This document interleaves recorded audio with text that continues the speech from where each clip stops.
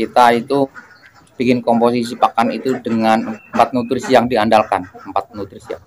Yang nomor 1 protein, yang nomor 2 energi, yang ketiga serat kasar, dan yang keempat lemak. Itu sudah cukup ya.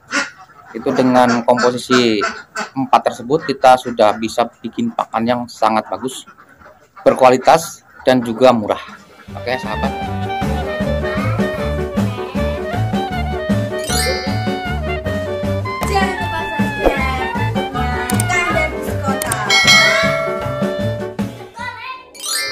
Assalamualaikum warahmatullahi wabarakatuh. Halo sahabat ternak, jumpa lagi dengan saya. Apa kabar sahabat? Semoga selalu baik-baik saja ya, sehat walafiat, serta selalu diberi kesuksesan dalam berternak bebek. Oke, kali ini saya akan mengupas wirausaha ternak bebek ya, tentang jenis-jenis pakan yang baik dan tidak baik untuk bebek. Yang pertama saya akan jelaskan tentang sumber karbohidrat ya. Sumber karbohidrat yaitu yang pertama jagung. Jagung itu biasa dipakai untuk pakan pabrikan ya, karena kalorinya sangat tinggi ya, yaitu mencapai 3.500 kalori per kilogram. Dan pabrikan biasanya pakainya banyak ya, 50%-an itu untuk pakan. Makanya pakan pabrik itu irit tapi mahal tentunya ya, karena memang komposisinya sudah diatur biar irit dan produksinya bagus. Dan untuk peternak rumahan ya, atau peternak skala 1000 ke bawah, biasanya itu pakainya tidak jagung ya, yaitu nasi aking. Nah, karena nasi aking itu nilai nutrisinya itu hampir sama dengan jagung, yaitu 3.300 kalori per kilogram. Jadi sangat baik digunakan untuk pakan bebek telur ya. Tetapi nasi aking itu kelemahannya tidak mengandung karotin ya. Jadi pakan bebek yang biasa dikasih pakan nasi aking itu kalau pakai konsentrat itu harus yang super red biar telurnya merah ya, karena nasi aking itu tidak mengandung karotin, jadi tidak ada pemerah telurnya. Dan yang ketiga sumber karbohidrat itu termasuk dedak ya, dedak. Tapi dedak itu sebenarnya paling rendah nilai karbohidratnya. Yang paling bagus itu kebi ya. Kalau kebi itu hampir 3.000 kalori per kilogram. Kalau dedak itu bahkan justru dedak itu sangat kacau, karena di setiap pabrik beda-beda kualitas dedaknya, dan tentunya beda kualitas protein dan energinya ya sahabat ya. Jadi di sini yang paling rawan itu adalah dedak. Dedak itu sangat membahayakan ternak kita apabila tidak konsisten. Dan yang keempat itu biasanya yang dipakai alternatif itu mie reject ya. Mie reject itu kan berasal dari gandum dan juga dari tepung tapioka. Jadi mie reject itu bagus untuk pengganti jagung atau nasi aking. Karbohidratnya juga besar ya, sekitar 3.200-an. Dan ada lagi bisa dipakai lagi tepung reject ya, seperti tepung terigu, tepung tapioka, dan tepung gandum. Itu bisa dipakai ya untuk pengganti jagung atau nasi aking, karena itu sumber karbohidrat sebagai pengganti ya. Untuk sumber karbohidrat atau sumber energi ya, jagung, yang kedua nasi aking, yang ketiga mie reject, yang keempat tepung reject, dan katul ya, katul atau kebi yang bagus itu. Dan untuk peternak bebek angon biasanya sumber karbohidratnya itu pakai singkong ya, singkong yang dicacah itu, singkong yang dicacah. Terus yang kedua pakai aren ya, aren. aren atau kaung. Itu bisa dipakai untuk sumber karbohidrat.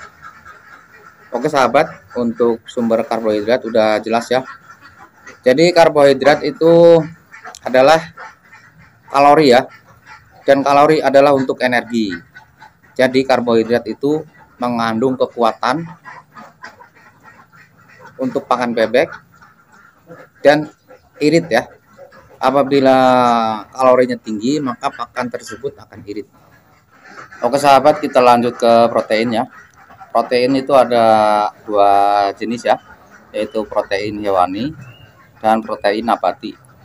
Protein hewani itu adalah tepung ikan ya, tepung ikan, tepung kepala udang, tepung MBM ya, tepung daging dan tulang. Cuma di sini banyak kesalahan peternak yang pakai tepung ikan asin. Itu salah besar ya sahabat. Tepung ikan asin itu kurang bagus ya.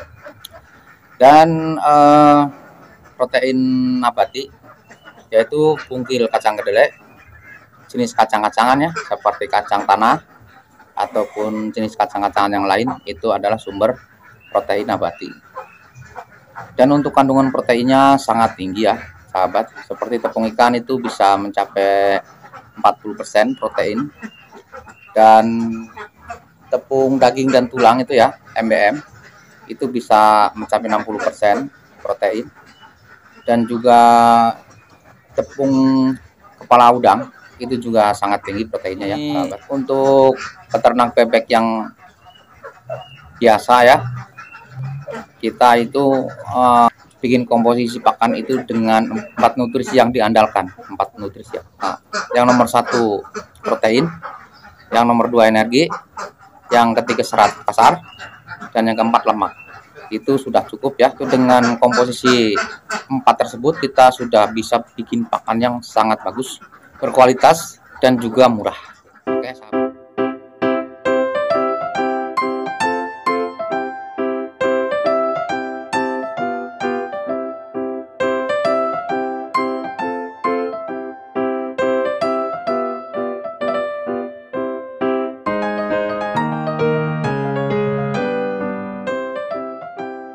Sahabat, dan untuk jenis-jenis pakan yang tidak baik untuk bebek, yaitu 1 dedak yang kasar ya. Dedak yang kasar itu sangat tidak baik karena serat kasarnya itu terlalu tinggi, jadi susah untuk dicerna bebek dan hanya diambil sarinya kemudian keluar jadi kotoran, sehingga kandang akan jadi becek dan bau ya. Terus yang kedua, ampas-ampasannya seperti ampas tahu, ampas tempe, itu sangat tidak baik untuk bebek ya, karena serat kasarnya juga sangat tinggi dan juga kandungan kadar airnya juga tinggi. Itu hanya akan membuat kandang bebek kita menjadi becek dan bau. Itu biasanya digunakan untuk peternak bebek pemula ya, yang tergiur dengan harga murah, padahal itu kurang baik ya untuk bebek kita. Dan sebenarnya jenis ampas-ampasan itu biasa dipakai untuk ruminansia ya, bukan untuk unggas. Oke sahabat, udah jelas ya. Jadi untuk sumber protein udah jelas dari tepung ikan, tepung kepala udang, tepung daging dan tulang. Dan untuk sumber karbohidrat itu dari jagung, nasi aking, dan juga mie reject, dan juga dedak, serta tepung reject ya sahabat ya. Udah jelas ya, itu jenis-jenis pakan yang baik dan tidak baik untuk bebek kita. Oke sahabat, lanjutkan ya. Kemarin ada pertanyaan dari Mas Suherman yang di Indramayu, pakannya pakai konsentrat dan juga dedak. Dengan 2 bahan tersebut itu energinya sangat rendah ya, karena dedak itu nilai energinya cuman sekitar 2000-an, dan juga konsentrat itu cuman 2500-an. Saya pakai patokan dari yang konsentrat yang ternama ya, yaitu 1XX ya. Itu patokannya itu 2500 energi metabolisme ya. Jadi pakan yang cuman konsentrat dan dedak itu membuat pakan menjadi boros karena nilai karbohidratnya itu rendah ya, nilai energi metabolismenya itu rendah, dan juga proteinnya juga kurang ya. Kemungkinan proteinnya pas, cuman nilai energi metabolismenya itu rendah, jadi pakan menjadi boros dan juga bebek tidak produktif ya. Apalagi dedaknya dedak yang kasar, itu sangat tidak baik ya sahabat. Jadi untuk Mas Werman, pakannya cuma 2 jenis, yaitu konsentrat sama dedak. Itu harus dirubah ya, harus ditambah dengan nasi aking agar bebek itu kenyang. Dengan makan nasi aking, bebek itu makan paling 1,4 ya, yaitu 14 kilo untuk 100 ekor per hari ya. Tapi dengan makan konsentrat dan dedak saja, bebek itu bisa makan 20 kg per hari, karena nilai energi metabolismenya itu rendah ya sahabat. Dan apabila dikurangi pakannya, misal 15 kilo, itu menjadi tidak produktif bebeknya ya.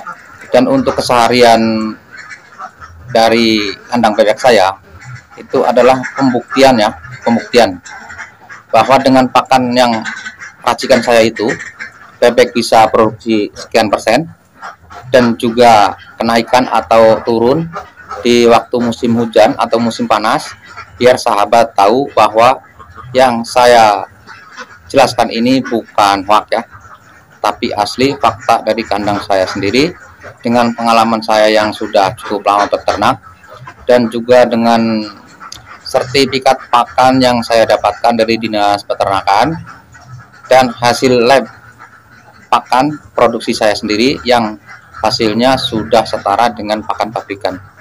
Oke sahabat, kali ini cukup di sini dulu ya. Oke sahabat, sampai di sini dulu ya jumpa kita kali ini. Salam ternak, salam 57. Assalamualaikum warahmatullahi wabarakatuh.